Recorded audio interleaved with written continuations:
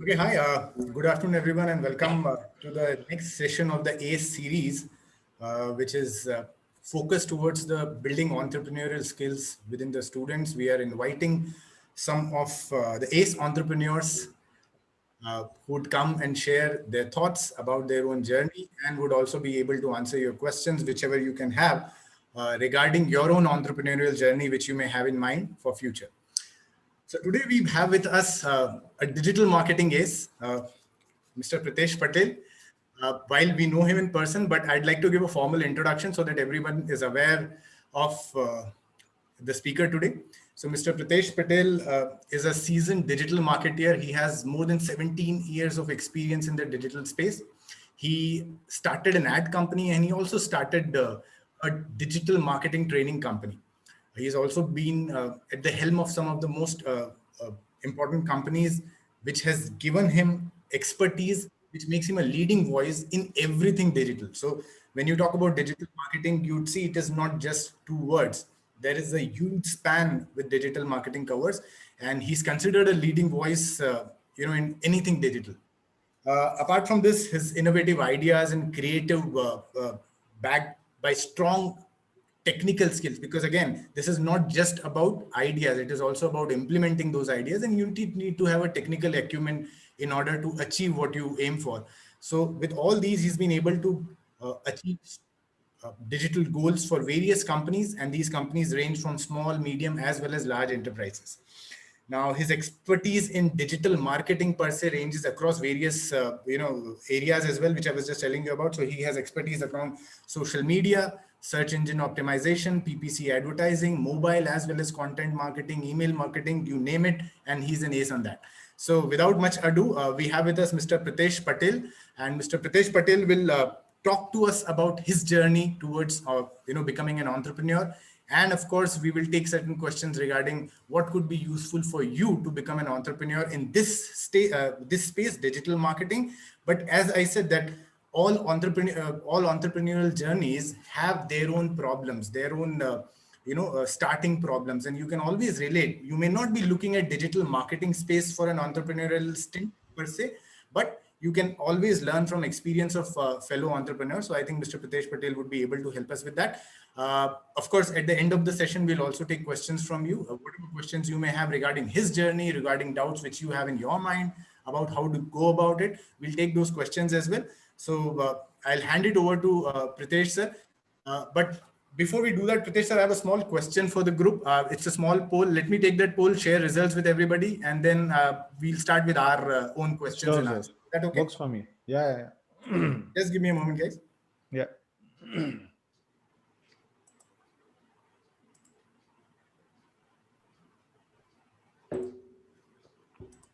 Okay, the show of hands option works in Zoom also, right?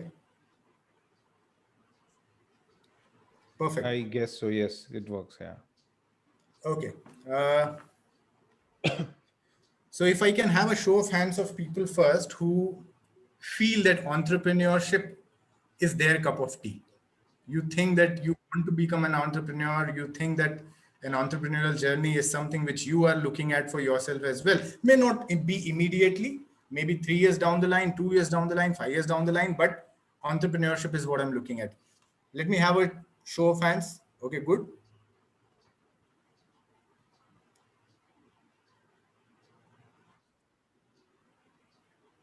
Oh, it's quite a good number. We have almost half the batch already who wants to take up entrepreneurship in future.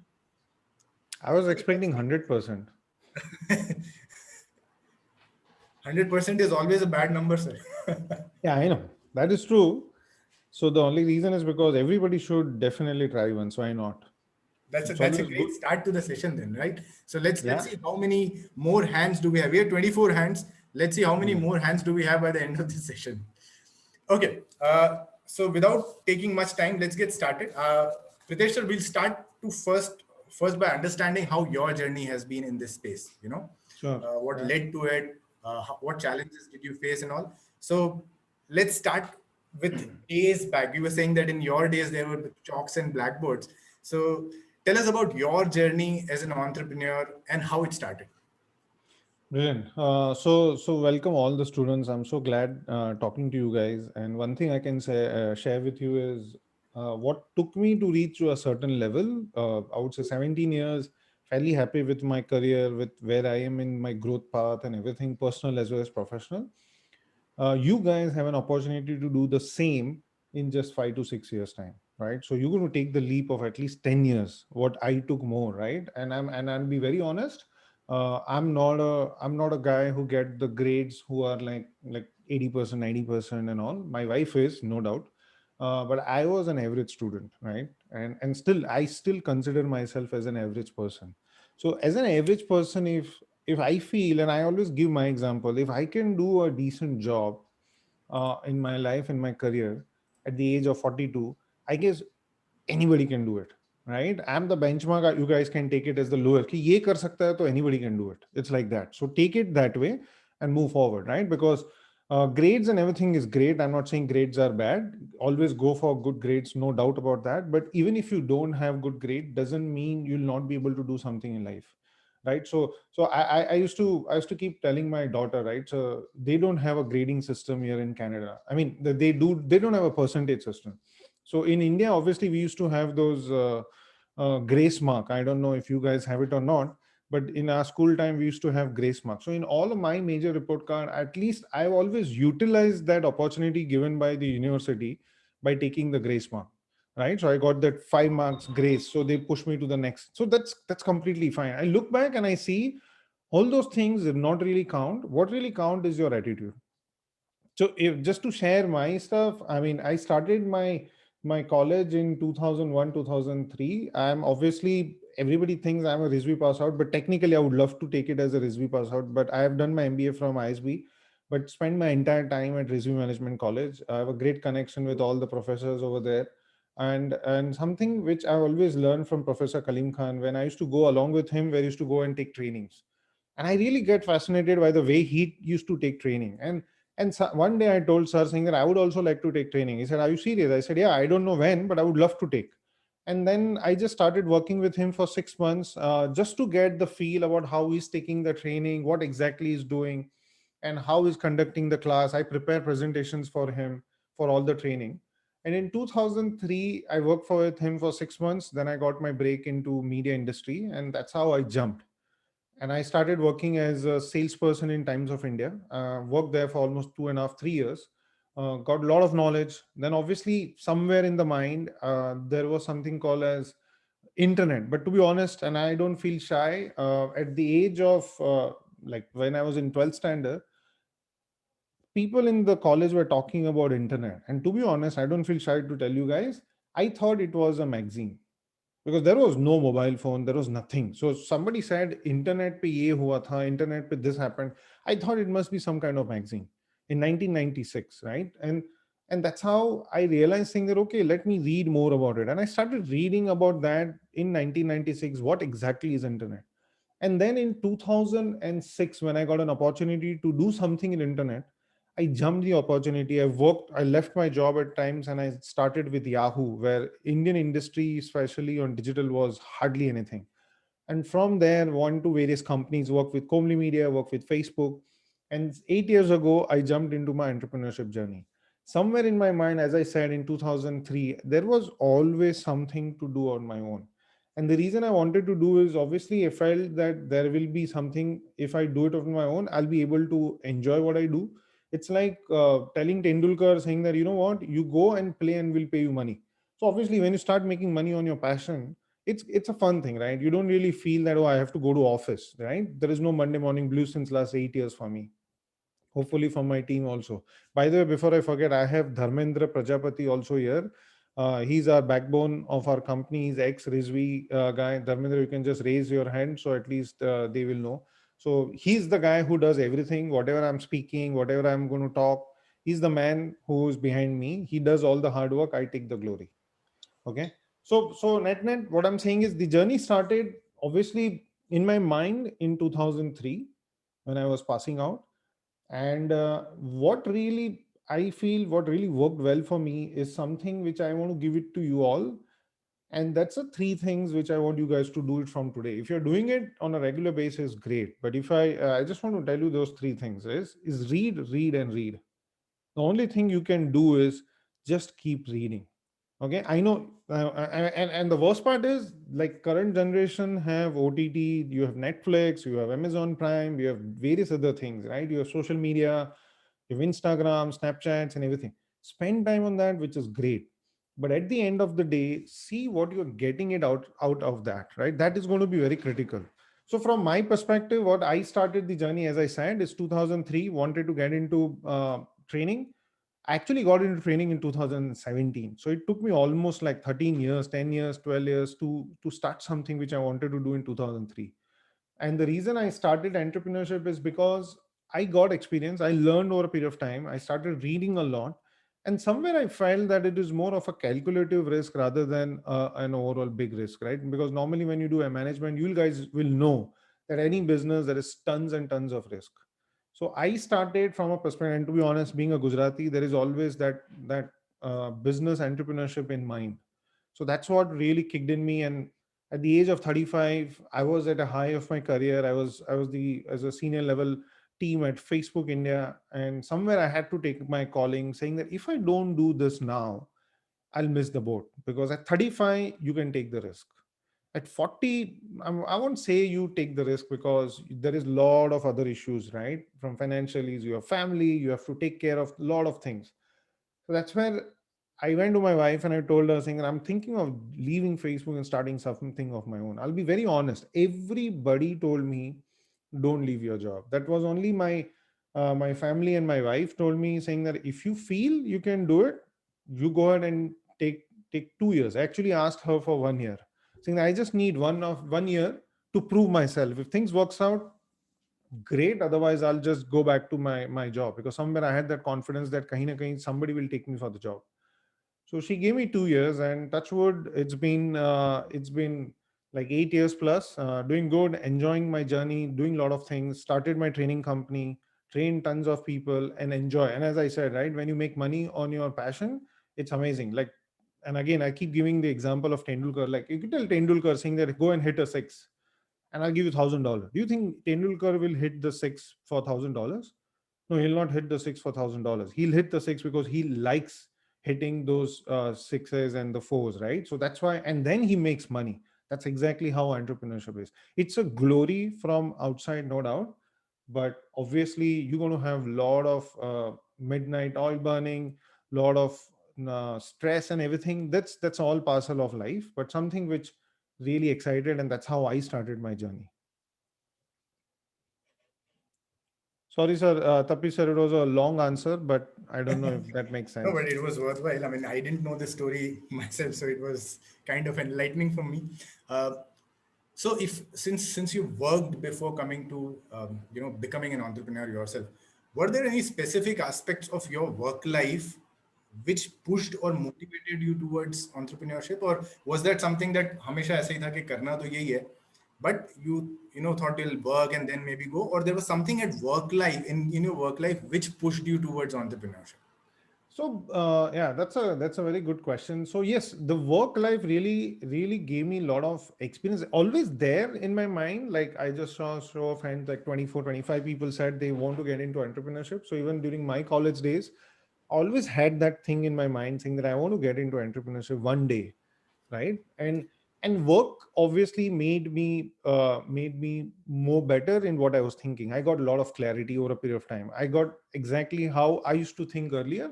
And I would always urge you guys to do, like, right now, those guys who said they want to get into entrepreneurship, write down 10 points, what all things you want to do and how you're going to do it. Keep that paper with you, right? And then after your college or something, you start working. In 1 year's time, start writing on next to that column now how you feel out for those 10 things. Bet my life that in 2 years time you will see the change in those 10 things, and those 10 things will really change differently over a period of time. And then after a couple of years, it will be more of a calculative risk. So when you are writing it now, it's a very high risk, right? In next 3 to 4 years, once your college is done, or maybe you're starting to go to some workplace and getting a lot of learnings, you will see that 10 things will really change. But what you will really see, the biggest change is your risk will go down because your experience is coming in.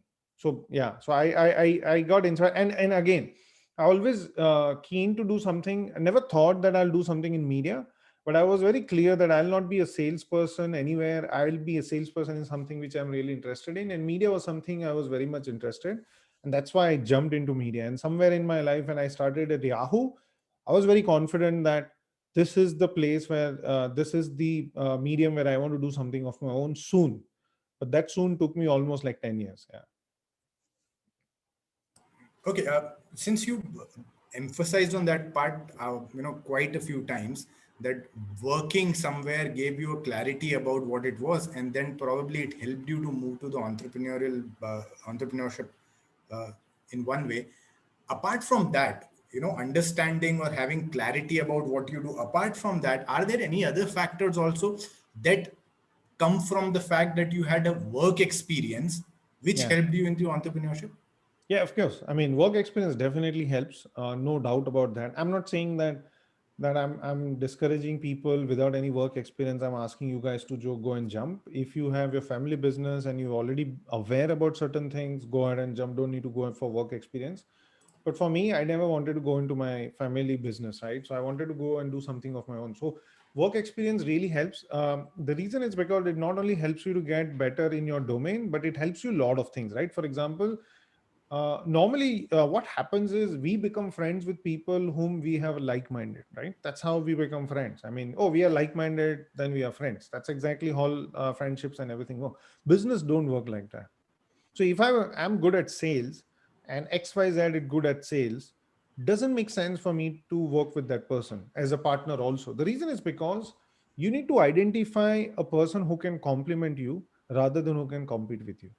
If a same salesperson comes and we start something, we're not really adding anything extra value to the company, right? Instead, I would get someone where I lack. Maybe I'm not great at creative, maybe I'm not good at strategy. Then I'll get someone who's good in strategy. So then what happens is, now suddenly the company get two people, which is one is good in sales and one is good in strategy. So that's how the combination really works. So all those things I really learned in my work experience more than I would say. I mean, obviously, domain is important, but there is something called as organizational behavior in your college. I'm sure you guys will learn. At that time, I felt that it's such a boring subject, but now, if you ask me, I felt it was such an important subject because those all the things will help you to learn the right partners, what kind of team you need to choose. You need to get someone who can complement you. You need to obviously understand how your clients behave, all those kind of things. So so I would say work experience in the domain, and apart from work experience, the teamwork and various other aspects will also help you in your entrepreneurship journey. At least it helped me for sure. Okay.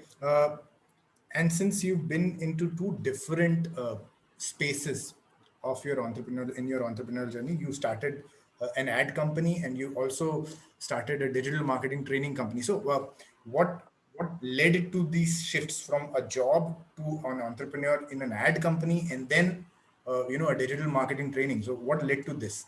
So this is very interesting. So in fact, I was doing my senior management MBA from ISB in 2013, and that was a very heavy course. And to be honest, we have our work and family in our life, right? That's what our life circles around. And when you do a course like a very extensive senior management course, so they clearly said that either you leave your work or you leave your family, and make sure that this your studies is in. So you cannot have three different aspects. So either your work, family, or study. So I selected study and I selected work, and suddenly I saw that my family had taken aback. Like I actually didn't go for a movie because I thought if I go for a movie, 3 hours movie, 1 hour traveling, which will be equivalent to 100, 200 pages, I don't want to go for a movie. So that's the reason. During ISB, I realized that there was a lot of work pressure, and suddenly I felt that I want to do that. Urge of doing something of that time really kick in, and that's why I thought to leave my job rather than leaving my family, and then I continued with my studies.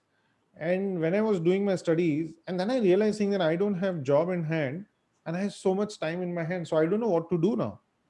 And that's when I started consulting few of my folks in the industry who knew me.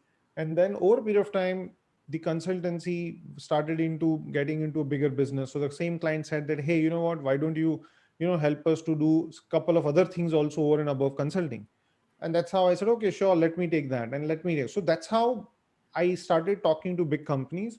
And then I reached a level that I had to open a company. Otherwise, I nobody will deal with me, right? To a personal level, people will deal with you to a certain level. Then after that, I need to have a company. And that's why I opened this company accidentally called Media Alliance. And to be honest, the name also came in because one of my first team member, we were sitting in a room and was like, kya naam rakhenge? And that's how we saw that domain name Media Alliance was available and really made sense, something related to media. And that's how we went with the company name Media Alliance. And that's how that company really started as an ad company, as a consulting and an agency. And the training was always a passion, right? I said in 2003 when I was working with Kaleem Khan sir, and I had that thing in my mind that I want to get into training. So when you start your entrepreneurship journey, you can do a lot of things. We don't need to take approval from anybody, right? So I said, okay, I got an opportunity to teach in one college, and that was the first time I actually faced a crowd of 30 people. And I'm an introvert. I really don't speak. If it's a networking event, I really don't can't talk to people because that's how. Though being in sales, I was always an introvert. And that day I just went for a session, and I just started talking about my experience based on my experience, and I was taking sales session with them. So I had two sessions with them, and suddenly I got a feedback. The dean was very happy, and he said, you would like to do some more sessions with you. And that's where I really got in my I would say a hidden, what do you say, something which I never felt I had. And that's what really made me motivated, because I got so many students calling me and saying, sir, you really helped us, because the way you spoke, the way you gave examples really helped us. And suddenly that gave me a lot of confidence.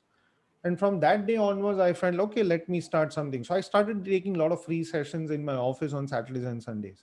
That gave me experience, and that's something I learned as an entrepreneurship, right? So I don't ask people to pay, and I teach them. So I get experience and they get free learning. And over a period of time, I got a neck, and then word of mouth, few corporates reached out to me and saying that, hey, we heard that you take sessions on digital media. And I said, not really, but I do take some sessions. He said, we'd love to take it for our company. Again, some big company came into picture, and I said, okay, sure, you can do it on my personal name. And there's like, no, we need a company, right? You need all those GSTs and various other things, like all companies require data. I said, okay, then what to do? And that's exactly how I landed up another company called Basecamp Digital. And I mean, it's been what, 3 years plus now. With we have trained more than 3,000 students, 2,000 to 3,000 professionals, and I even trained some 20 plus CXOs.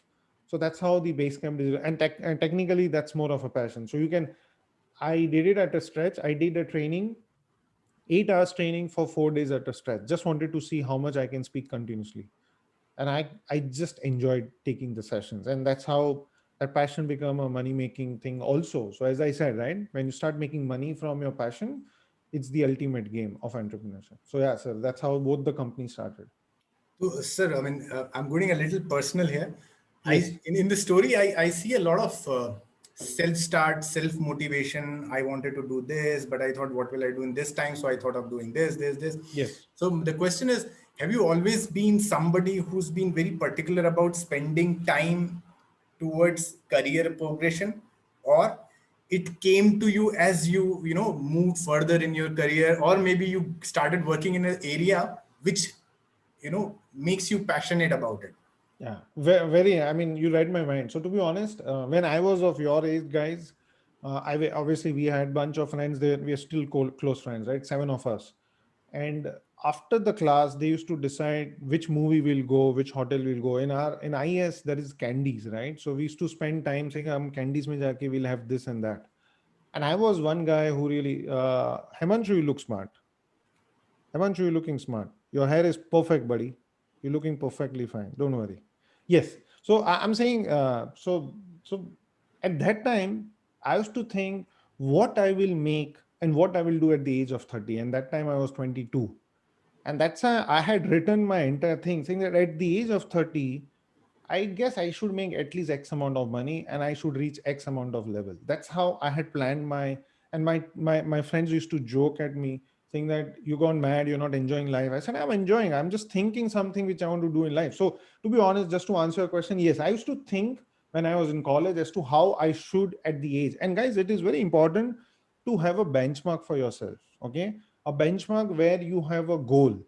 Don't share that with anyone. I do that. I tell that with my team. In fact, I'll give you my own example. I had to launch my online training, right? Being in digital, never did that because I learned, I enjoy doing in class, right? Online is not more of fun because, but now we have learned the art. Now it's more fun for our students also. But it took time. So I told Dharmendra, give me a date that I'll finish up all my sessions of 20 hours. And he said 15th April.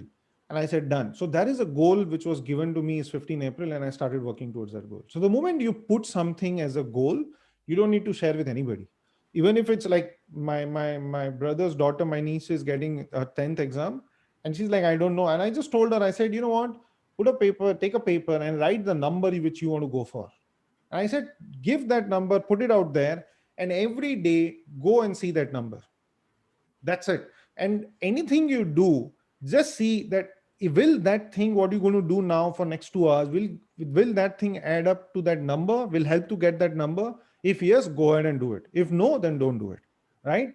And that's something I really believe in. And that's exactly what I tell my daughter also. So she's like, oh, I'm very bad at maths. I said, no, that's a mindset.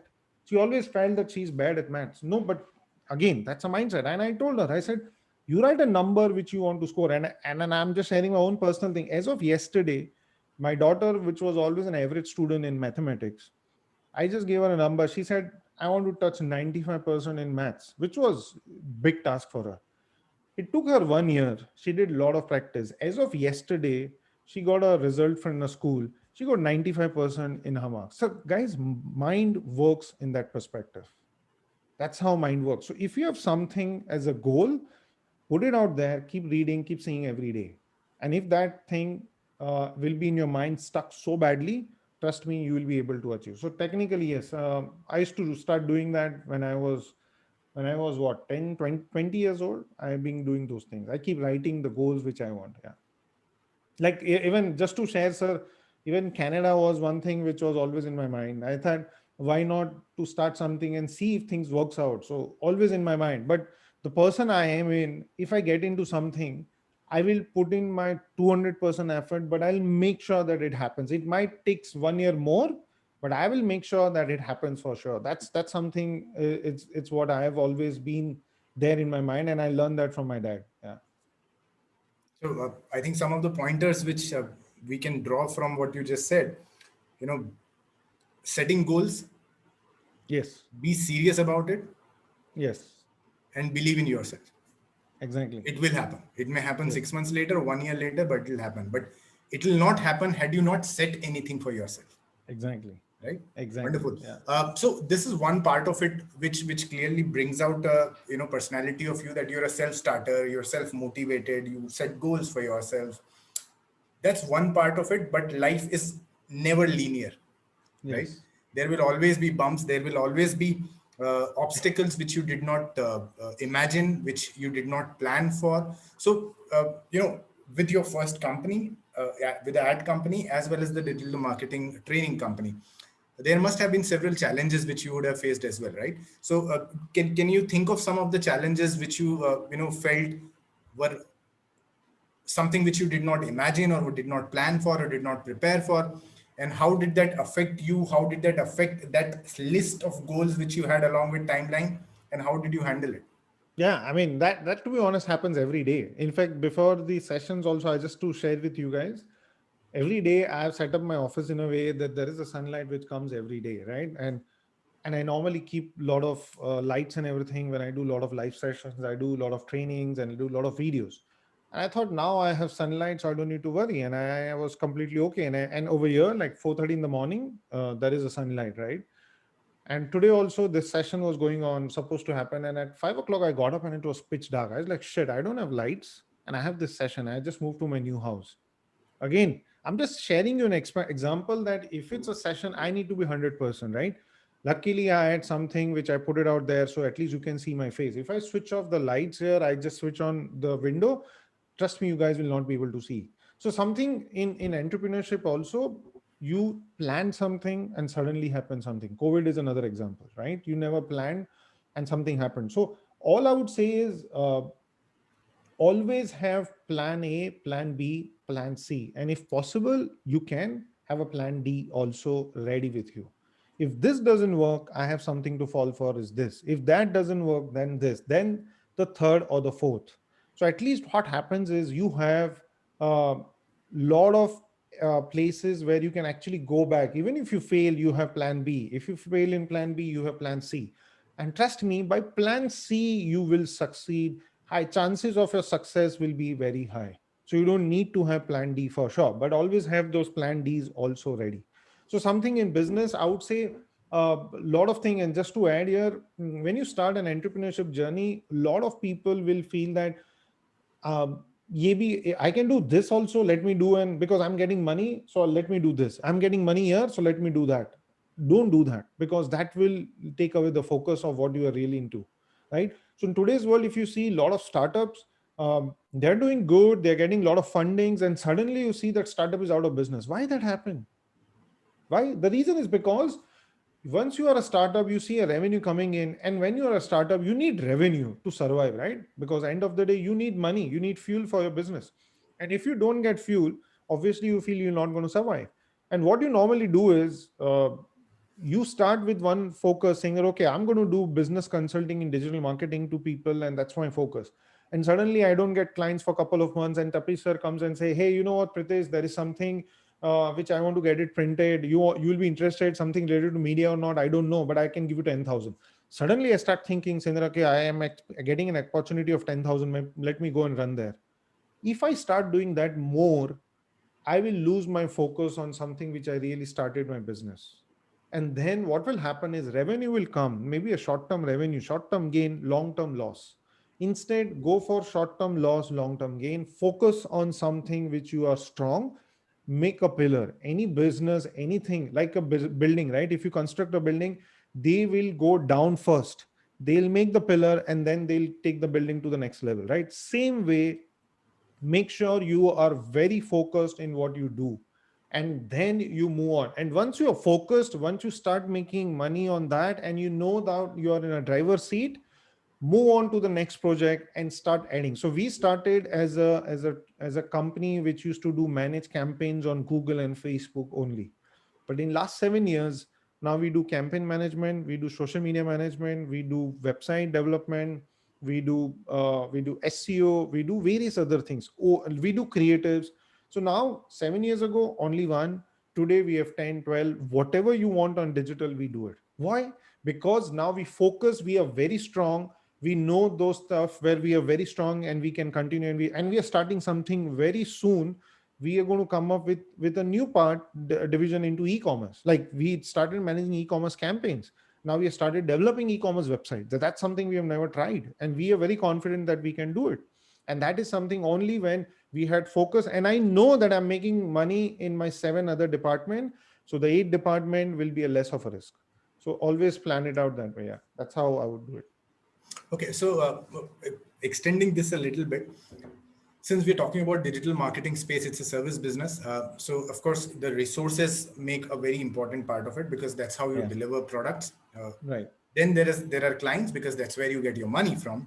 And Right. then there is something which you really need to catch hold of, which is the technology evolution, right? Yes. Yes. Between these, among these 3 or 4 areas, what do you think is the most challenging, or have been most challenging, let's say, for your startup? So the challenging has been the technology. To be honest, it keeps changing every day. To be honest, we are talking right now, and take a guess. On Google in a year uh, makes changes to their algorithms. Do you know any guess, guys? Just random guess. Anybody? Maybe Tapish, so you can hear. How many times Google change their algorithms in a year? Sorry, We have 365 days in a year. So how many times Google change their algorithms maybe in a every day. year? Every day. So that's what, 365. Google changes algorithm 3,000 times. Somebody's raising hand. Google changes algorithm 3,000 times in a year, right? Or maybe much more than that. So if Google as a company who is into $1 billion, they are making changes. Obviously, we need to be ready with those kind of things. So technology changes is really one of the biggest piece. Competition is out there. To be honest, we have seen people setting up digital agency with no or zero experience, Obviously they are young people, they know how to market themselves on social media. I don't know how to use Snapchat or Instagram, but I'm started using a lot more now, so because we work and we spend run ads on those platforms. But then what happens is, it evolves so fast.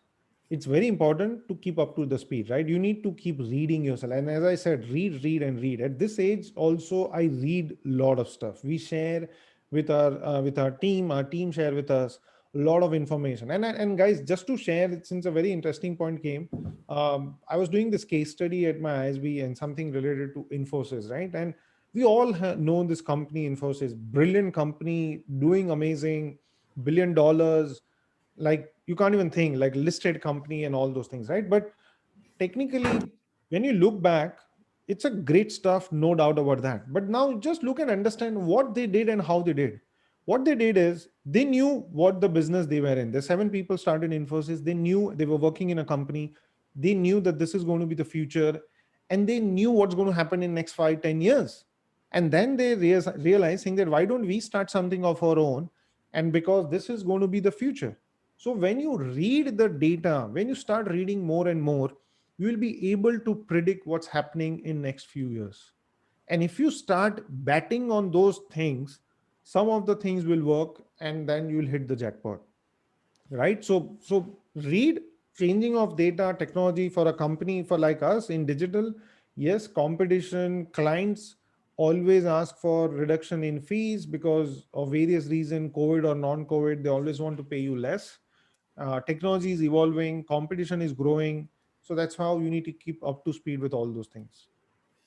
So, with you, we have an advantage of having somebody who's worked on both the sides of the table. So you've been in an organization as an employee as well, and then you've also been an entrepreneur, and you've seen this industry, kind of metamorphing into something what it's turned into now, and of course, it's going to expand and evolve at a much faster rate in future. But if we'd like to look at, let's say, how this industry was in, let's say, early 2000s and now to 2020, in terms of, let's say, technology, in terms of what client expects from their vendors, or in terms of how the competition has spewed in the industry, what will be some of the stark differences do you see in how things were in, like, say, early or mid 2000s and in 2020? So the thing is, one of the biggest change which has happened in our digital industry is the growth of smartphones, right? So when I started my career in 2006, people said that, sorry, digital is going to be the future. And to be honest, till 2010, we never saw that future. Okay. The graph was always a small. And suddenly in 2000, the graph increased. And after that, there was no looking back. The reason is because of the smartphone. Smartphone actually changed the entire technology. And a lot of companies, in fact, various big companies had a lot of opportunities to do in the on those smartphones era also. But those companies, big companies, fail. Yahoo is a great example, right? A great company did everything first, but they are nowhere. If you see, by groups of Yahoo, which is your Facebook groups and other LinkedIn groups, they were there in 2006, 2007. So all I'm trying to say is technology is evolving so fast. Products are coming. Technology, the life cycle of the product is really getting shorter and shorter. iPhone launched, or a watch launched, and just 3 months time, nobody's talking about it, right? Whereas those CPUs were launched, and still people are, some of them are still using it. And that's how, so over a period of time, things are changing at a super fast pace. We can't even think. Um, so I would say from 2000 to now, the entire ecosystem has changed, right? It's become very transparent. You cannot hide from any clients, because even you go to a client and say, hey, you know what, I'll give you a click at 5 rupees or 10 rupees. In reality, it's very easy for the client to just figure out from a various platforms like Facebook and Google that actually how much that click cost. So technically, transparency has increased. All those things is a great thing for an industry. So the clients are not taken for a ride. But again, technology is growing. If I just want to give you my perspective, especially from an India perspective, what we normally say is 3 V's, right? Is voice, vernacular, and video. These 3 things is really going to change the entire ecosystem in India, right? And a lot of us are always want to start something in English speaking, but I would say start in regional. The growth of language speaking audience on internet on India are growing at 200%. whereas English is going at only 12%. So in couple of years, the users who are into regional language is going to be way, way, way higher than English speaking, right? So voice, vernacular, and video. These are the three things. If somebody's want to start something, jump into this kind of opportunity, and definitely you'll see a big, big sunrise in next few years, especially in India for sure. Okay, one more thing, because you brought that aspect while answering this question Hmm. about how the knowledge or expertise of clients have also improved over a period of time, and Right, hence the expectations have also grown, right? right. So the clients probably do not expect that bare minimum offering which which the industry used to offer, let's say 10 years back, right? Hmm. So how has client expectations increased over this period of time? So if somebody is planning to start, let's say hypothetically planning to start a digital marketing agency, uh, on the client side, what should I have on my table, that okay, the client would be looking for these things, and I need to back these things up, with these things. So how has Yeah. clients expectations from agencies or digital agencies changed over period?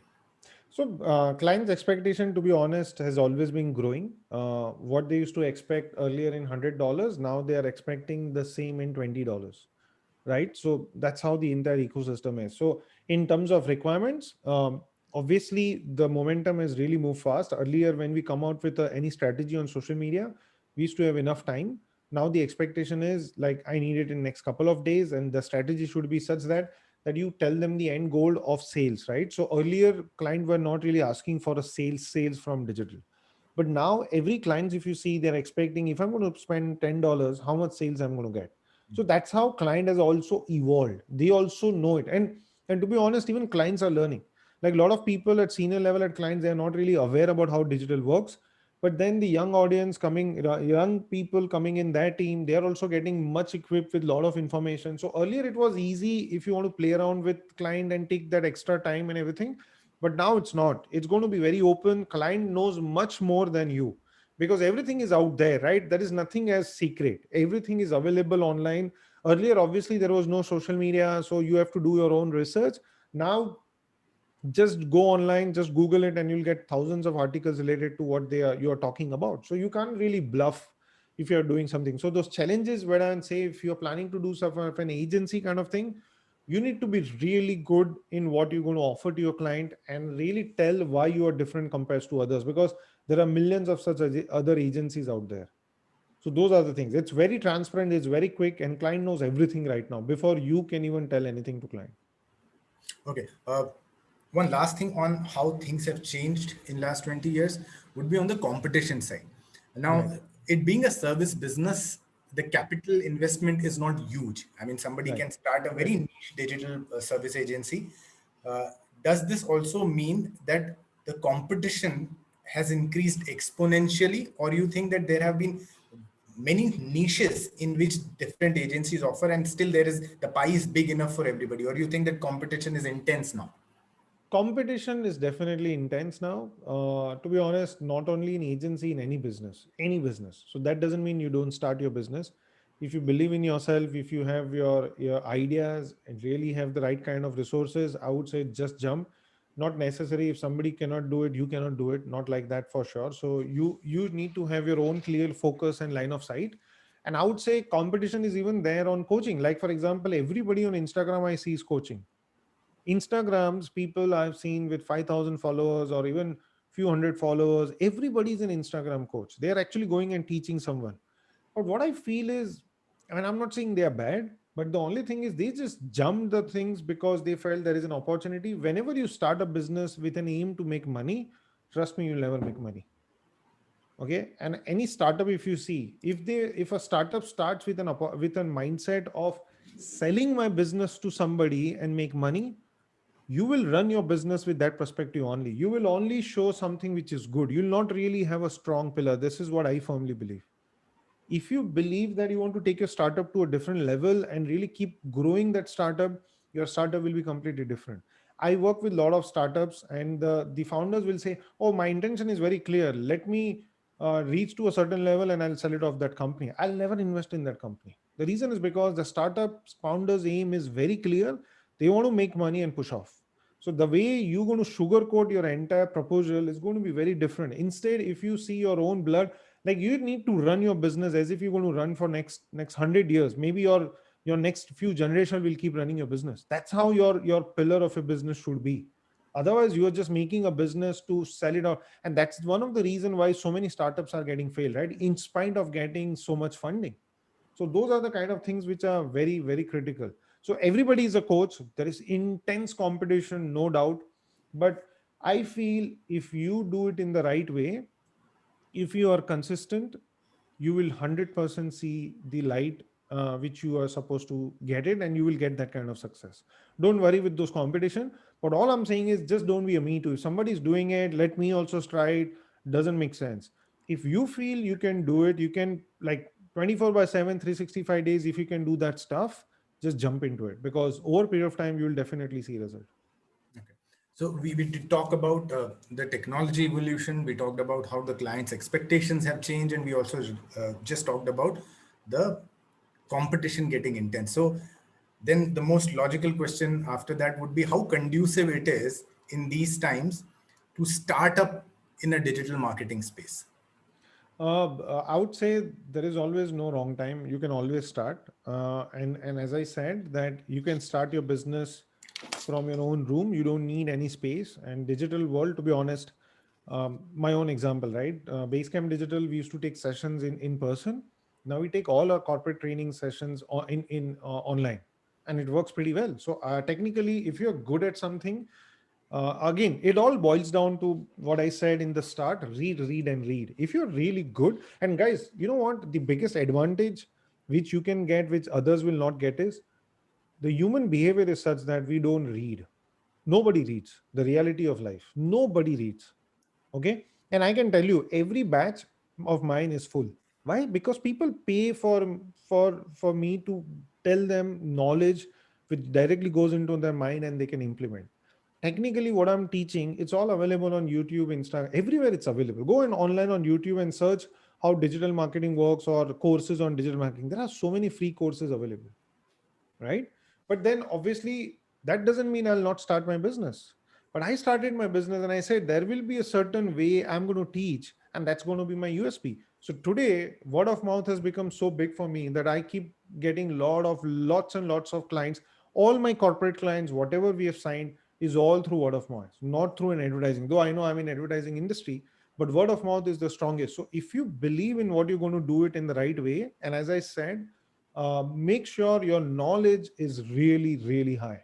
And then it will be very easy for you to catch up the things. Like, for example, I told you, right? If you do something on voice, it's really going to give a lot of advantage. Like, I don't know how many of you guys use voice search. How many of you guys, just show of hands, how many of you guys, out of the 100 searches you do in a month, all the hundreds are on voice search? Or maybe how many of you guys are extensive on voice search on Google? Like only voice search? Hardly any, right? And we are talking about voice search.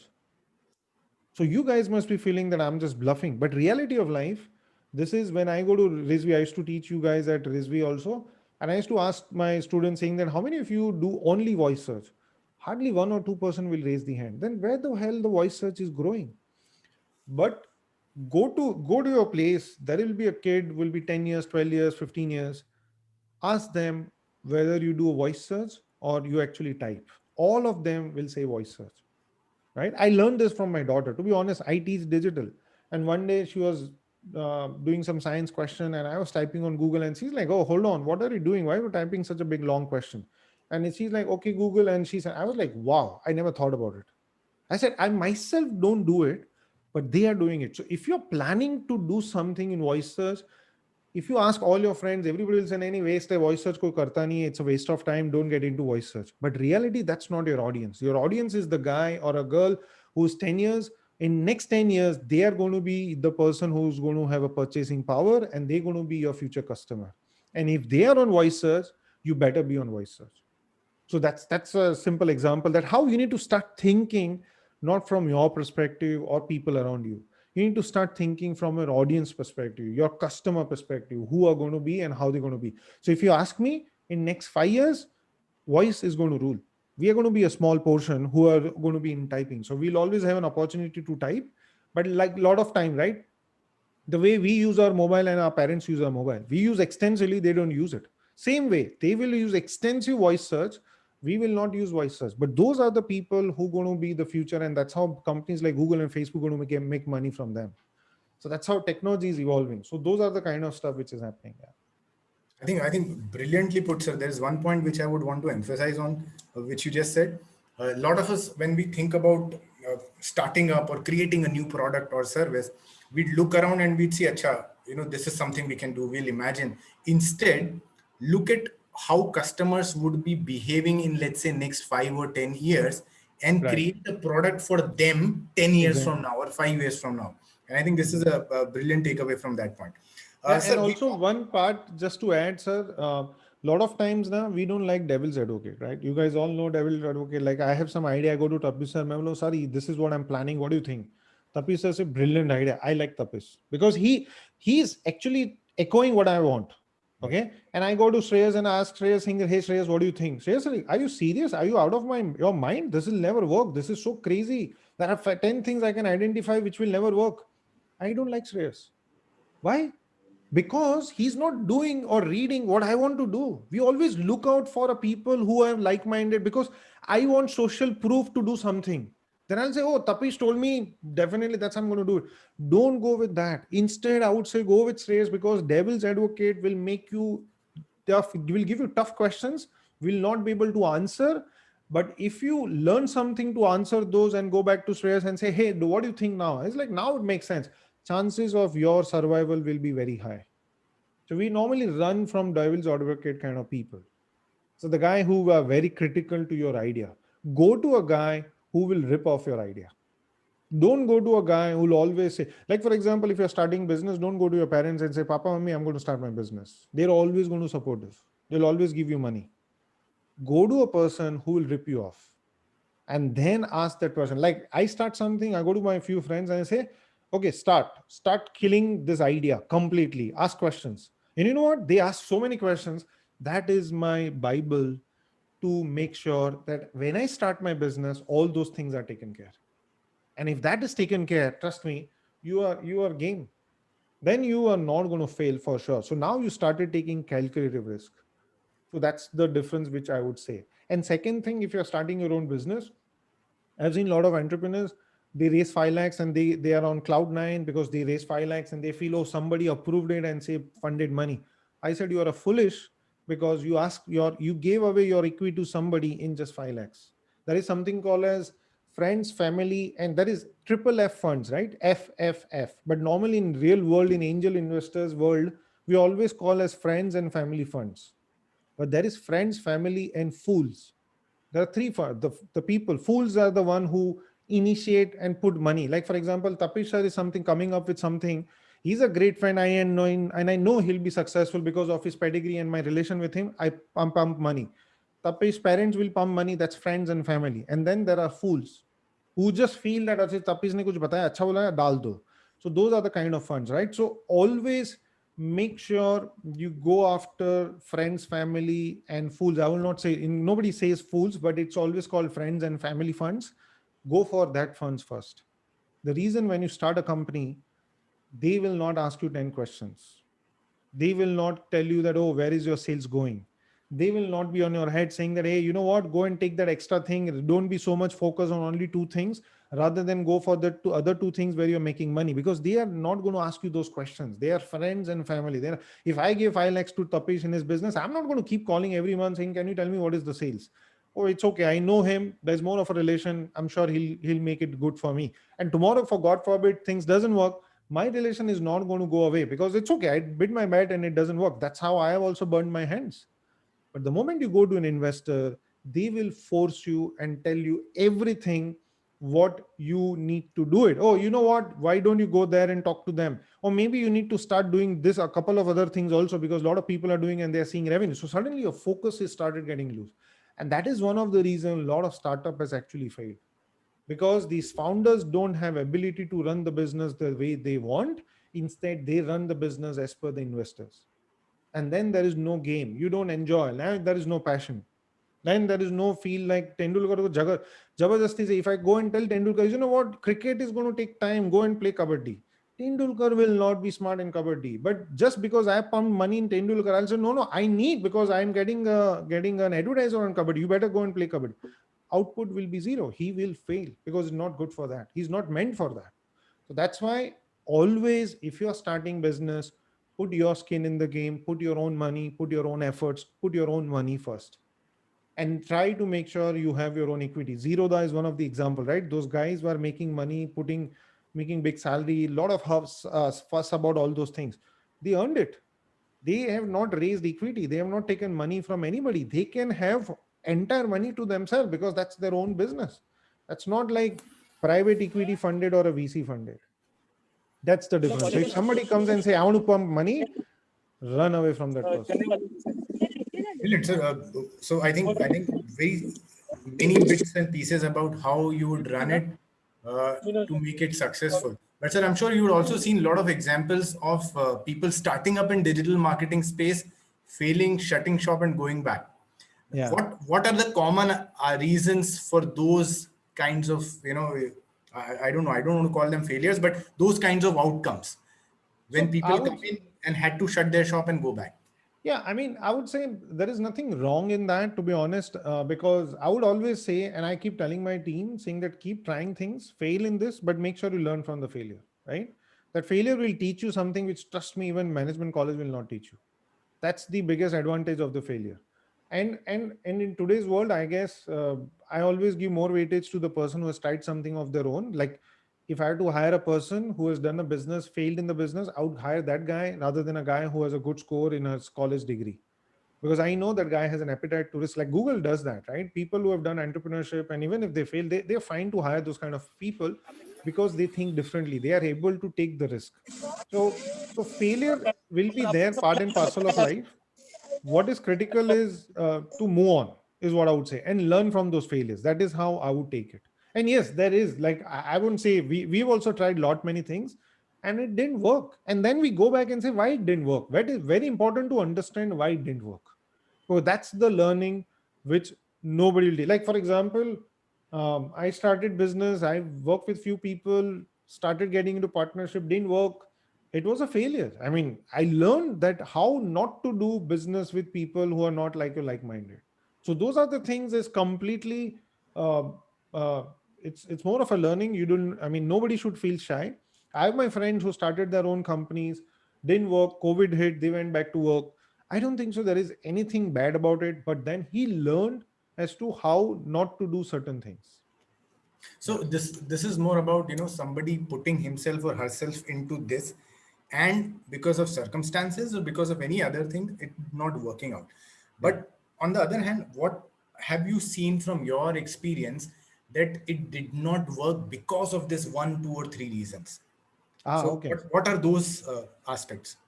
Okay. So to be honest, if you take too much on your plate, then you can eat, you will fail, because you will not able to give a client's expectation. Okay. And we have done that. To be honest, we also failed in certain things where we felt, oh, we can do it. I guess we failed because we didn't had enough time to put that kind of advantage, or that much efforts. So that will fail. So that's one. Second is, if you're not really focused on something, it's just you are doing it because you're seeing there is a value and let me just jump into it, then you're going to fail. Then you definitely, so you need to have a proper planning in place about anything you jump into it. If you don't have proper planning, very high chance of you failing. And you're just starting something or doing something just because somebody else is doing it, you will fail, because somebody else is doing it for 10 other reasons. Maybe they have done some 10 failures and they've learned from it and they are doing it. They're not going to come and tell you those things. They're just going to tell you something which is been seen. So a couple of those things are very critical when you are doing some kind of business. If you're not focused, if you have too much things on your plate, it is good to say no to business rather than taking the business and failing into it. Because if you fail, word of mouth will kick in and that will be really negative. Instead, do less job, but make sure you do 100% job. So those are the kind of things we need to keep in. Like, for example, a lot of time client comes to us and say, hey, we want to spend 5 lakhs rupees and we want this 5 things. And we go back to them and say, you know what, you will not get this 5 things, you'll get only these 2 things. It might be harsh to them, But we tell them, I said, no, no, no. And a lot of time it happens, right? Salespeople have that attitude where saying, no problem, sir, we'll do it. But then at that time I got the money, but later on it's okay, we'll figure it out. Never do that when you're doing a business, because you'll definitely fail, because there is a gap between expectation and delivery. So if there is a gap between expectation and delivery, things will fail. And other things which I feel is regular interval communication with your client is also very critical. In today's world, even if you're doing a great job, if people don't know, your client don't know about the updates or anything, they're going to come back to you one day and say, hey, you know what? I don't even know what you guys are doing. And I was like, no, no, we are doing so many things. They're like, no, I don't think so. I don't see any mails from you or anything. So I guess it's not really working. And then I go to show them these are the 20 things. It's more of a defensive mechanism rather than being, progressive. So never do that. Always make sure you tell your clients about the wins you're doing, positive things you're doing, because in the mindset in people's mind, right? So if I have 20-member team, there will be one guy I don't even know, I don't even interact with him any day, but that doesn't mean that person is not working. I go to my team and it's like, yeah, that guy, I never see his mail. What exactly is doing? Do we need that guy? That's how we all think, because I don't know what he's doing. But the moment I keep getting updates about those people, I know that there is something this person is doing. So I'm not going to take that hasty call of asking that person to go. Same way with the clients. Make sure you keep communicating them on a regular basis. Make sure you show them the path as to how things are going to work out in next 3 months, 6 months, 1 year. So those are the things that are very critical from a perspective. Sir, one question which a lot of students always have in mind, not specific to digital marketing space, but all other spaces wherever they want to go for an entrepreneurial stint.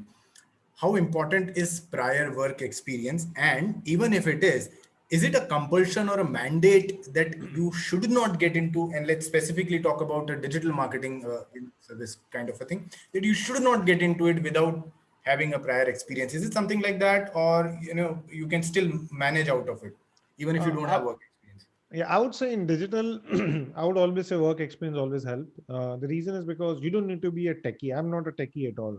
I'm zero. So there is a myth where you're in digital, you need to be an engineer or a techie. I don't know anything about technology, to be honest.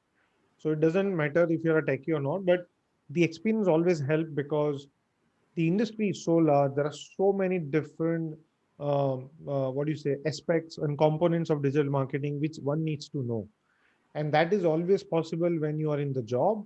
I mean, I'm not saying that that's the only thing. So you can even learn through various courses, but hands-on experience with job always make a big difference. That's my view, is what I feel.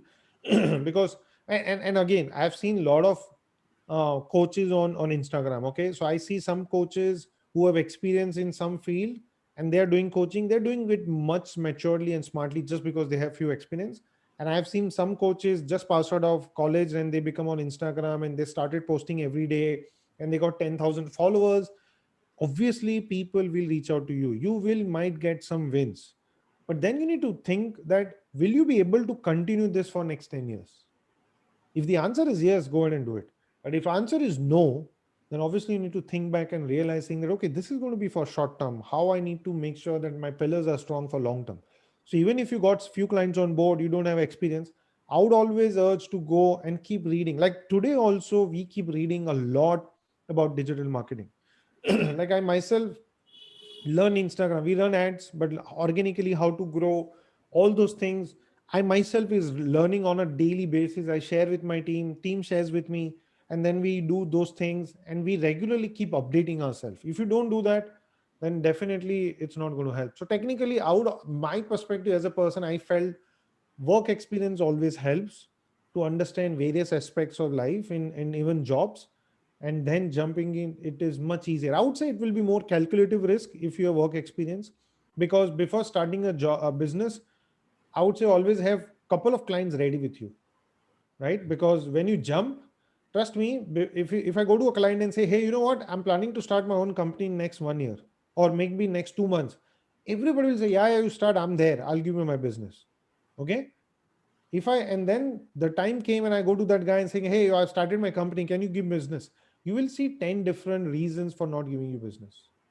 People will run away. So always make sure that if you're starting a company, make sure at least you have one or two clients before you start a company. So you have something to fall for. And I've given this advice to a very senior person, and sorry, she's also appreciating, because I learned that nobody taught me that.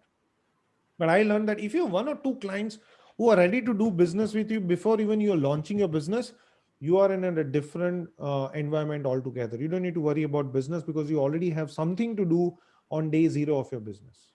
And one other thing with Tapesh sir, which I would like to say is, after being an entrepreneur, I realized how many real friends I have. because because a lot of times, sorry, you have friends because you are at Facebook. You have friends because you are a MD of Komli. You have friends because you are at Yahoo. Trust me, so guys, it might hit you very hard. But I can tell you, after starting my business, I realized that I only real 5% of 4 people maximum I can rely on. And I'll be honest, I mean, we are recording this. I don't feel shy. Some of my team members who are obviously they are doing good in their business somewhere, they were also show. I actually saw. I mean, I saw the real world. And okay, this is how. I mean, I thought this guy was a big fan of mine, but that was only because of my designation and my company name, company tag behind me, not because of me. If that person goes and somebody else comes, they go to them. Reality of life. Okay, I post every day on LinkedIn. Okay, I have all my colleagues, all my team members, everyone on LinkedIn. They will never give me one like on my post. You know why? That's the reality of life. That's the harsh reality of reality. Because usko मैं like दूंगा, he'll get more weightage, मुझे नहीं देना है. Nobody wants to see other person's success. Reality of life. This is And I crazy. learned those 5 people. And trust me, one other thing which I learned from entrepreneurship, some people I never expect they're going to help me. They actually came and helped me. I was like, shit, I never thought this guy will ever help me in my life. And those guys came and helped me. So that was the learning of entrepreneurship. So don't expect too many friends when you start your entrepreneurship journey. Because in reality of life, when you're on Facebook, all of you guys, your dopamine level is so high, all you see is negativity. Everybody's on Facebook is very happy, right? It is a happy world. Nobody's upset on Facebook or Instagram. Everybody's enjoying the life. Everybody's having good food. Do you think that's the reality? No, that's not the reality. Everybody has a lot of issues in life. Nobody shows that on Facebook. So don't go with that mindset. On Facebook, the moment you go or any social media platform, your negativity level is always very high. So I would always do that. I have removed all the toxic people from my life. I don't follow them on Facebook. I don't see their updates on Facebook because that's Pritesh, you are on mute. the way. Uh, So I would say, Again, you are on mute. okay, is it okay now? Okay. Yeah, So I yeah. would say stay away from those negativity, follow the right people. I follow people whom I learn on Facebook, right? I follow the right kind of people on Instagram. I follow the right kind of people on LinkedIn. Maybe they are not my friends, but at least I learn from them. I don't feel bad. So stay away from the people or negative, toxic people because they're not going to do anything good for your life. And yeah, those are the things what I would say. So don't expect too many friends when you start entrepreneur. You'll get real friends you'll know when you start your entrepreneurship journey. It's a good real world advice, Pritesh sir. Yes, that's the reality of life. Trust me. And now bringing it back to the digital marketing space, if we have a lot of students with us, Yes. what are the top skills do you think these guys need to, equip themselves with if they are looking at a career in digital marketing and specifically towards entrepreneurship? Okay. So digital marketing has various components. I don't want to bore you guys with all the different components. There is again, one thing which I want to tell you, and I give that advice to a lot of people. A lot of time I see people say that, hey, you know what, I want to start my career in digital marketing. And the question I ask, why? Oh, I spend time on Facebook, Instagram. I love Facebook. I love Instagram. I love Snapchat.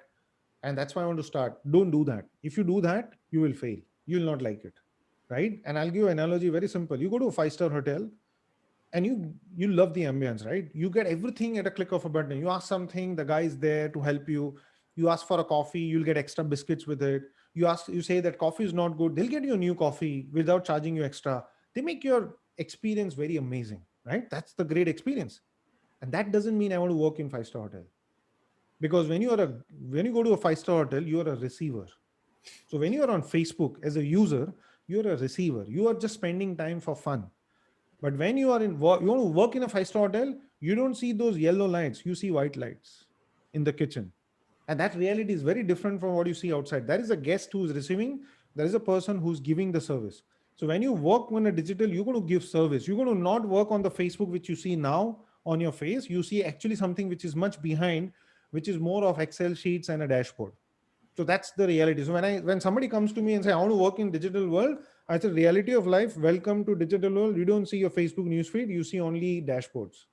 That's Facebook for you, or that's Instagram for you. You only see analytics, that's Instagram for you. That's not the Instagram where you upload a picture and put a new filter and see how many likes you got. No, that's not digital world. So if you're thinking that's a digital world and you want to start your career, don't get into it. So, Okay. And the components, sorry, please sorry. continue. And the components, I would say tons of components. Don't need to learn everything at one go. There is SEO, there is search engine marketing, there is social media, there is mobile analytics, there is web analytics, there is mobile marketing, there is e-commerce, there is programmatic, there is content marketing, various other things. So there are lots and lots of opportunity.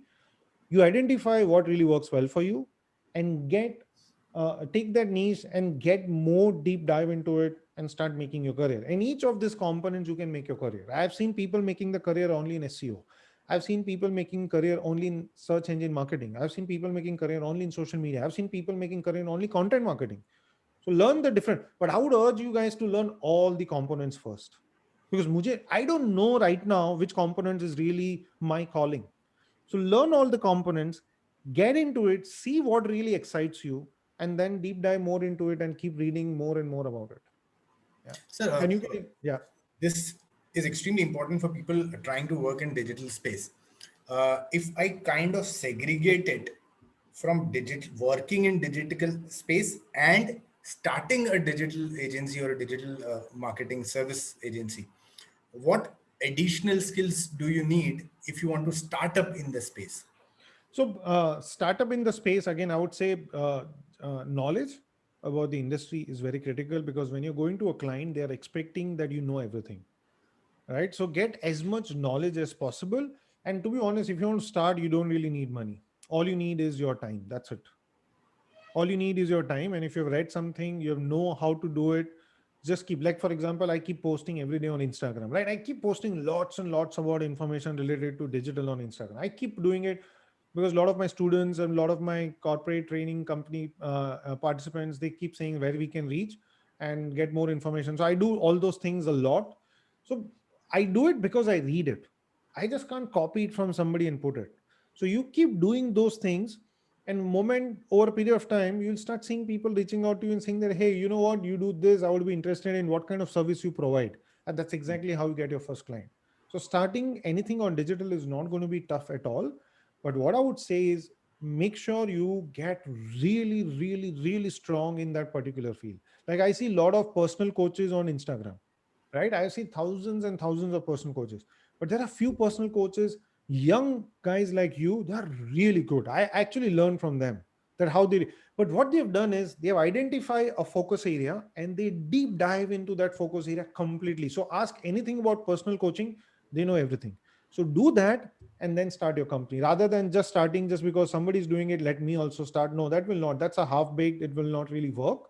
Instead, get that 100% knowledge, do all your research, keep reading about it, and then ask yourself, can you create content every day on this line? If yes, then go ahead and jump for it. Okay. So you did talk about the three V's, the video, vernacular, and right? Voice. Voice. Yeah. Now, are these trends for now, or are these trends for, let's say, next 5, 10, or 20 years? 20 is too far, especially in digital marketing. Nobody can predict that. Let's say 5 or 10 years from now, if somebody is trying to build a career in digital marketing space, or let's say starting up in a digital marketing space, are these trends for now, or you're saying these are the trends which we're going to see in next 5 or 10 years grow up? Or what other trends do you think, one need to follow up or learn about if somebody wants to start in this space? So these trends are going to be there for next, I mean, obviously 10 years, you will see huge, huge importance because of these trends, for sure. If you're starting some, like, for example, see this company, I don't know, how many of you guys are on ShareChat? Anybody know this company called ShareChat? Anybody? Show of hands. Anybody know this company called ShareChat? I mean, one or two, right? See that this is the difference, right? Anybody knows Instagram or WhatsApp or Snapchat? Everybody. ShareChat is one company, started as a language company. When you go on ShareChat, you don't get an English as an option. But that company is into $1 billion valuation. It's an Indian company started in 2015 by an IITian, got the biggest, Twitter has invested $100 million in that company, right? So that's the example for you guys, right? So clearly none of you guys are aware of our ShareChat, but that is some company which is growing so fast, which even you guys are not even aware, being in this young audience. So this is how you need to, so again, just to share, sir, that's a vernacular, right? So voice, vernacular, and video. So these are the three things. Voice is something like, if you're an engineer and you want to create an app, like app as an ecosystem, right? Today we see, you go to an app store, you get millions of app. Same way on voice also, you can create your own app and you can put it out there, and that's how people will start using those apps. So that's an opportunity over there. And video is something, we are recording this, I'm going to repurpose it, put it across YouTube and other place. It's video. If I'm good at something, some of you guys must be a good comedian, stand-up comedian, or maybe making good recipe videos, or maybe doing 10 other things, right? And that's an opportunity, like YouTube, right? I've seen influencers making millions of dollars only from making something which they like. I know this guy called Dil Se Foodie, I follow him. He's an amazing guy. He's a guy, obviously 12th pass out, or he's not really finished his studies. I was just reading, watching his video, and he's amazing. He's the guy who's making crazy amount of money. In his video, he said he pays tax of 7 figures. And that guy has been very consistent in something which is food related. So again, it's a video. He started creating videos. You go to streets, ask videos, and very raw videos. He really don't have the studio kind of videos, but that's exactly what people like. And he gives information about street foods. And I've seen him growth from last 5 years. I follow him from last 4 or 5 years. That guy has become a very big influencer. So all the big celebrity chef wants to take a picture with him. The vice versa, right? This big celebrity, earlier he wants to take picture with the big celebrity chef. Now big celebrity chef calls him for something because he's a very known face in the industry related to food. So again, that's a video. So there are various examples, various ways. It's up to you where you fit in and then jump into it. So this is going to be for long. And the other big piece which is really coming is AI. Artificial intelligence is really going to be big. You're going to see, right now we are seeing only Tesla as the auto car. Everything is going to be automated. Everything is going to be, you can't even imagine it's going to be automated. Yeah. So those are the kind of stuff it's going to happen. Sir, since you just talked about artificial intelligence piece also fitting into digital marketing, Right. and with that also comes machine learning and Exactly. NPL and all that. Does that make digital marketing a place only for hardcore tech guys No. in future? So that's what I'm saying, right? The end of the day, they will need someone. Like, I am a sales guy. I'm a strategy guy. I'm a coach. Everybody needs somebody. As I said, right? You need someone to complement you rather than the same field. If I get all the engineers together and tell them to make a platform, but not what next? Who's going to go out in the market and talk about it? So technically, no, you don't need to be a tech savvy or something. Yes, if you have an advantage of technology where you are an engineer, I would always urge that you can be smart enough that you can create something of your own and you can make a big opportunity out of it, like the way Facebook, Instagram, Twitter, or Google House started. That's an advantage which me as a sales guy never had because I'm a BCom graduate, right? So that's an extra advantage they can have, but not necessarily you need to have a technology background or something. You don't need to learn machine learning, but you can give ideas which can help you to make a better product, and their engineer will build that kind of product for you. Okay. With this, we'd come to the end of the questions from my side, but we'll take questions from students. So Sure. we're open for questions from students. If there are any students who would like to ask any specific questions specific to, starting up in digital marketing space, or, what is the right way to do it, etc., whatever you have in your mind. So we are open for questions if there are any questions. You can do a show of hands and I'll ask you if there is a question. You must be bored and tired of my lecture. Or maybe you solved everything, so there's no question left. I'd like to look at it that way. No, guys, ask as many questions as possible. Happy to answer. whatever it is. Don't think there is no question is a dumb question. So please go ahead. Sir, I mean, by the time we have somebody ask this question, there's one which I left because I thought maybe I'll keep some time for students. So I'll maybe ask that. In the digital marketing space per se, what are the teething troubles you see somebody starting? Let's say somebody wants to start up an agency, or let's say in next month or next week or tomorrow.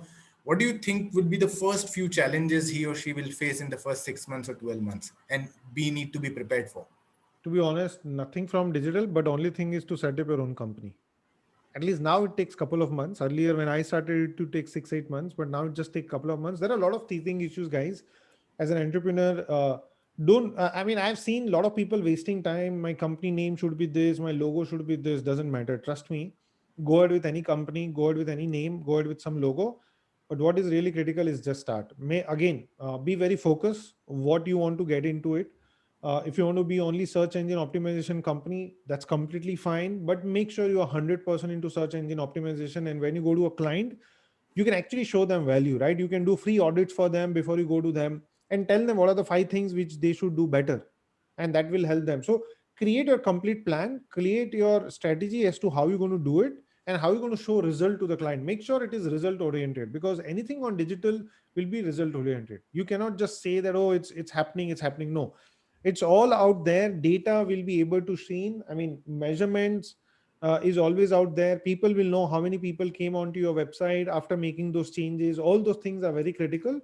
So make sure you are completely transparent. Make sure you are up to speed as far as technology is concerned. Make sure you are aware about what are the changes going to happen in the industry, and accordingly ask your clients to get implemented it. So all those things are very critical. And as far as funds are required, technically digital marketing will not require that much funds unless and until I mean, you have couple of clients on board and you have a very strong backing in terms of what you want to really start into. Okay. Yeah. So we are open for questions if there, though we have short up the time. So maybe we can take only one or two questions if at all there are. Yeah. Sir, in the meantime, if students want to connect with you or would want to learn more about digital marketing or maybe, your company and all, is there a way how they can reach out to you, sir? Yes, there are a couple of ways, Dharam, you might have to help here. And obviously I'm there extensively every day posting on LinkedIn. I'm there on Instagram.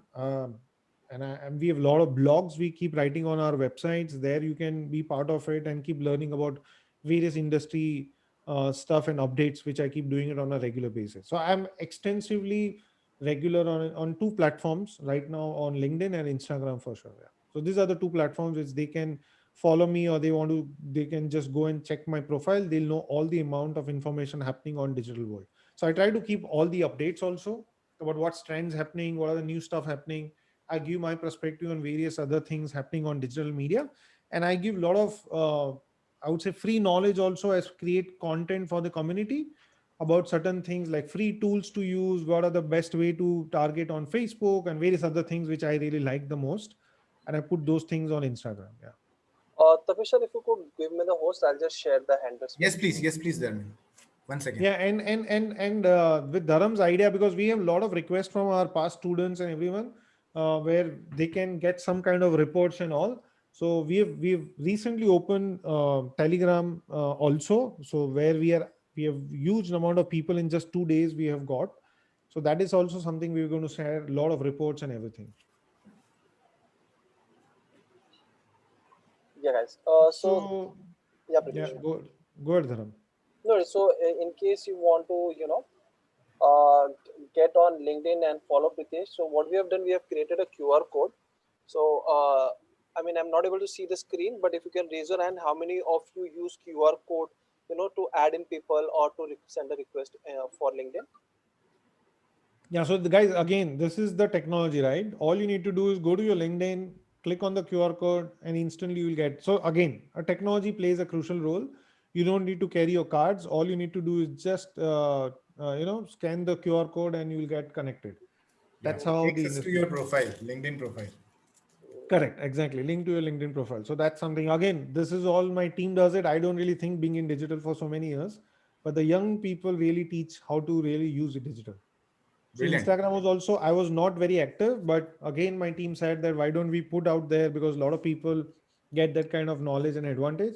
So that's why we started this handle called my own name, which is priteshpatel.co. I have my own website also. So whenever you guys need any help or anything, any questions, feel free to reach out. We'll be more than happy to help you. Okay, Dharmen sir, can I take the host Yes, slide? yes, please, sir. I'll just stop. Great. Thank you, sir. Okay, so with this, I think we've consumed an hour and a half. We initially planned for 45 minutes to 1 hour, as I had spoken to Pritesh sir, but I think it was pretty exhaustive. And as Pritesh sir and Dharmen sir have also shared, the link, LinkedIn profile, Instagram profile, you can also connect. Pritesh sir do share a lot of stuff on LinkedIn and Instagram, very interesting stuff. Today I read he wrote something about, I think, the cookies being delayed. Yeah. So And Google right has after delayed the that, cookies. there were multiple notifications I got from different news websites about the same thing. So remarketing working really well. Yes. Okay, so that would be all from my side. If there are no questions, we'll close it. I'll still keep it. Umar sir, you want to add something? Sajid has No, some I guess question, I guess. Sajid has a once we question. have student question, I would like to maybe address Pritesh sir and Yes, the please. audience for I a think minute. Sajid has a question. Let's take that question and I'll come back to you, Umar sir. Good evening, sir. I am Hello. Sheikh Hi, Sajid. sir. Hi. Sir, I just want one question from you. Sir, Yes, which book please. should I refer for digital marketing? And second one, sir, which course should I do online? So can you suggest someone? Okay, brilliant. So you know what? Hold on for some time. Don't read any books, to be honest. The reason is because books goes outdated. Books, so एक problem क्या है मालूम? छपी है ना book. Digital, as I said, right, changes every day, and you can't keep publishing book every day. So don't waste your time on book. And as far as course is concerned, again, I'm going to be a sales guy here. Hold on for 1 week's time. I'm launching my own course online, so you can take the advantage. I'll give you special discount. Wonderful. Okay, sir. Thank you so much. Ragib, ask your question, Ragib. Yes, sir. Good evening, sir. Hi. Good evening. Hello, sir. Sir, I want to know, as you are salesperson, Yes. means I want to know your experience as a salesperson in which you work in times of India, Right. because I'm interested in sales. Okay. So if you are going to be sales, you're going to be self-motivated, okay? Because nobody's going to come and motivate you. Everybody's going to come and hammer you with your targets and numbers. One rule is very clear: be self-motivated. Your best of the buddy will be making his money and his targets will be achieving, but it is just that one hammer against those 10 small hammers, right? So if your one hammer is strong enough, you'll make it up for your entire month. So all I would say as an advice to a salesperson, don't expect any kind of motivation. Be self-motivated and just be persistent in what you do. That's it. If you do that, and again, read, make sure as a salesperson. So I'll give you a very simple example, since he has a very important question. If you okay, sir, I can take a couple of minutes. So very simple thing I would tell you, in digital world, you know how many salesperson are there? So let's take into a media world. Okay, so there is print, TV, radio, hoarding, out of door, direct marketing, digital, maybe seven. There are more, but let's take seven as a medium. In each of these seven mediums, there are at least 10 companies who are selling, like Times of India, Hindustan Times, in publications and all. So 7 into 10 is 70. Technically, it is much more than 70. It is hundreds of more than 100,000. But let's take it as 70. In each of this company, there are at least 100, say 10 people doing sales. So now 70 into 10, 700 salesperson, right? And how many Coke brand manager or a Dove brand manager? If somebody can tell me, how many brand managers are there? Any of this brand, any of your favorite brand, how many brand manager? One. So one brand manager versus 700 people going for that money. How that brand manager will remember you and why that brand manager will give you that 10 minutes. That is something is your competition as a sales. So if you are in sales, don't think your competition is only your colleague or somebody in the industry, but the entire media industry is your competition. Everybody in sales is your competition. So you need to be that different compared to the rest of the guys. And the easiest mantra, I'll be very honest, I learned that, and it's the easiest thing. Don't need to worry. All you need to do is keep your knowledge to the top level. Keep your knowledge up to date into a particular industry. And Okay, trust sir. me, in a couple of years, you will see yourself in a different way. Okay, sir. Thank you, sir. Yes. Umar sir, no more questions. Up to you. Okay, thank you. Thank you so much, Tapesh, for hosting a wonderful session. Pritesh sir, thank you so much for My pleasure, agreeing sir. and accepting to speak to our students. We miss you on campus, and we hope Yes, even that I miss the you get campus. yes, we hope you get an opportunity to come down sometime and speak again. Guys, you need to give him a big round of applause for two reasons. My First, pleasure, guys. when we planned this as an activity, he was somebody immediately on board. In fact, he was very encouraging of the idea.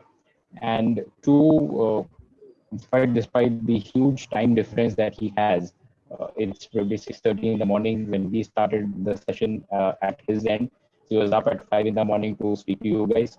I guess more than the knowledge that you shared, this is something that you need to take from the session in terms of respecting the speaker and the commitment that they show to the next generation. So I guess he deserves a bigger round of applause for doing this. Thank you Thank very you. much, sir.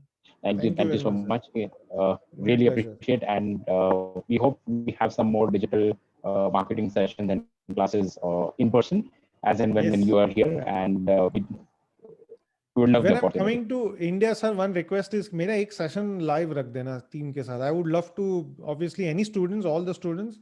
I miss that. I miss that my teaching at Rizvi, to be honest. Every Thursdays, I used to be there entire day at Rizvi. I really miss that. The lunch we used to have together, all those things I really miss. So when I I come know. there, एक session मेरा रख देना, please. Pakka. And I'll make sure that it is an entire day session so that you compensate for the and all the time that you have lost out. For Lunch sure, sir. I'll be included. more than happy. Thank you so much, sir. Thank you. Thank you Thank very you much, very Thank you, much. guys. Tapesh. See you Thank guys. you, Take sir. care. Stay Thank you, safe. sir. Take care. Thanks. Take care. Bye. Have a good Thank you week. Bye. everyone for attending it. Have a good evening. Bye.